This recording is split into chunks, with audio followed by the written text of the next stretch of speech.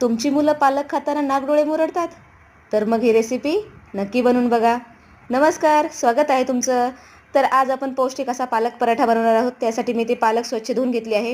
ही सर्व पालक आपल्याला मिक्सरच्या भांड्यामध्ये घालायची आहे. अद्रक, लसूण, इथे हिरव्या मिरच्या आणि अर्धा चमचा इथे आपल्याला जिरे घालून थोडंसं पाणी घालून स्मूथ अशी प्युरी बनवून घ्यायची आहे. पराठा बनवण्यासाठी लागणारी कणिक मळून घेऊया. 2 वाटी गव्हाचं पीठ घेतलेलं आहे. चवीनुसार मीठ घालायचं आहे. 1 चमचा तेल घालायचं आहे. 1 चमचा तीळ घालायचे आहेत. हातावर चोळलेला ओवा घालायचा आहे. त्यानंतर आपल्याला सर्व मिक्स करायचं आहे. पालकची प्युरी घालून परत एकदा छान आपल्याला थोडं थोडं पाणी घालून इथे आपल्याला घट्टसर गोळा मळून घ्यायचा आहे. आता हा गोळा आपल्याला मळलेला आहे तो बाजूला ठेवून द्यायचा आहे 10 मिनिटासाठी. 10 मिनिटानंतर एक गोळा घेऊन त्याचा आपल्याला इथे त्रिकोणी आकाराचा पराठा लाटून घ्यायचा आहे. तवा गरम झाला की त्यावर तूप किंवा तेल सोडून आपल्याला हा पराठा दोन्ही बाजूने चांगला खरपूस भाजून घ्यायचा आहे. अशा पद्धतीने पालक पराठा बनवाल तर मुलं खूप आवडीने खातील. नक्की बनवा. कसा वाटला हा व्हिडिओ मला नक्की सांगा. व्हिडिओ आवडल्यास लाईक करा, शेअर करा, सबस्क्राईब करा. धन्यवाद.